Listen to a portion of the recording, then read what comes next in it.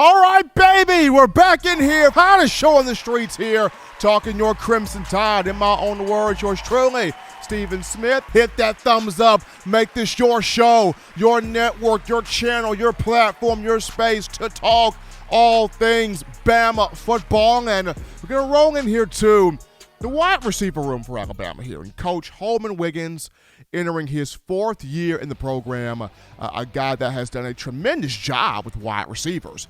Since 2019, I mean, he's produced several 1,000-yard guys when you discuss Jerry Jeudy, when you discuss Devontae Smith, John Mechie, and Jamison Williams. So Coach Wiggins has done his thing. He's put these guys in the first round of the NFL draft. When you talk Jeudy, Ruggs, Smith, Waddle, put all those guys first round of the draft. So when you look at him now in this upcoming season, he's got a group of very talented wideouts, very talented weapons. But, you know, the guys are going to really pop and stand out and have that type of success going to be huge here for Coach Wig to put on the field. And for me, I had to do an amendment, John. I had to do a change to my starting receivers for the upcoming season. So here we go here. My new top starting receivers for Bama this year. Give me Jermaine Burton, transfer from Georgia. Give me Trayshawn Holden, and give me JoJo Earl. Those three, my top starting receivers. Jermaine Burton, self-explanatory. He comes over with experience from the Bulldogs. The last two seasons in Georgia, 53 catches, 901 yards receiving, 8 touchdowns, caught a touchdown pass in his first scrimmage from Jalen Milroe, a guy that's pristine route runner, really good speed, good hands, good out of the break, good with his cuts. Terrence Edwards, who's the all-time leading receiver for the Bulldogs, he's already talking about how Burton will have the same type of ability and bring the same type of playmaking skills that Jamison Williams had this past season. So you already got former Georgia legend speaking in this magnitude of one Jermaine Burton. And Coach Saban continues to be impressed with what this young man has done on the field, not just in his playmaking skill set, but also helping the younger receivers practice well, perform well, watch film well, take care of the body well. All of these different things Jermaine Burton has helped out with the young group at wide receiver.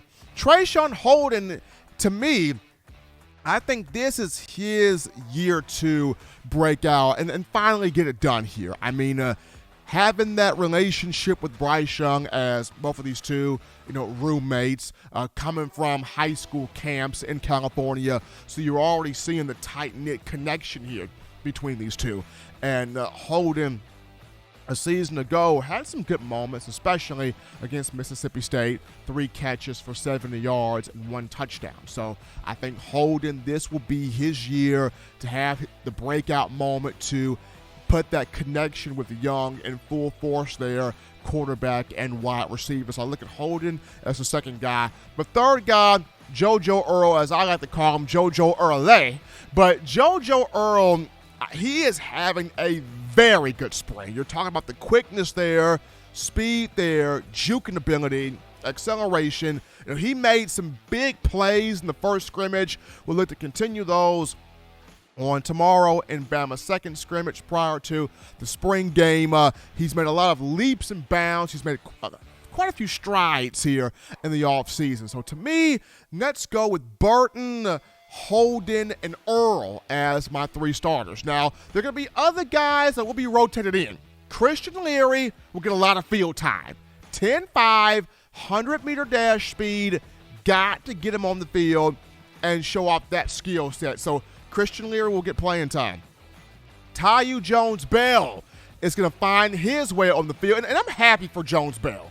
I'm really proud of this kid right here, because I remember Justin Smith and I were at the Under Armour All-America practice in Orlando, Florida in 2018 or 20. I think it was 2019 we were there. And we were there, and, Jones-Bell made several catches in the practices. He looked good. He looked crisp. He looked really smooth. Great contact balance, can break tackles. And I thought that as a 4-star, he would have just exploded onto the scene, but had to be developed, be patient, wait his time. And so Coach Saban has talked about Jones Bell as somebody that has shown a lot of flashes of big-time potential on the field, so keep your eyes on him. And then you got the 2 freshmen, Aaron Anderson, who put some moves on people in that first scrimmage, had an incredible high school career out of Etna Carr High School in New Orleans. He was putting some moves on folks in high school. This second scrimmage, keep your eyes on Anderson. If you have not bought stock in him yet, buy your stock in Anderson right now. And then behind him, you got Kendrick Law, another freshman of whom Coach Saban has been proud of and impressed with. Now, Bama will also have 3 receivers coming in the summer in discussing Isaiah Bond, Kobe Prentice, and Shaz Preston. Preston, who is working with former Bama receiver, Bama legend, 2020 Heisman Trophy winner Devontae Smith. Preston is also working with former Bama safety, 2009 BCS national champion Robbie Green. So, I mean, Preston's working with some Bama royalty right here. So you got Preston, Prentice, and Bond that will all be in during the summer. But Bama receivers, people, I mean, building that chemistry with Bryce Young, who's going to have it down packed behind Jermaine Burton. But for me, I got Burton, I've got Trayshawn Holden, and I got JoJo Earl as my 3 starters for the upcoming season.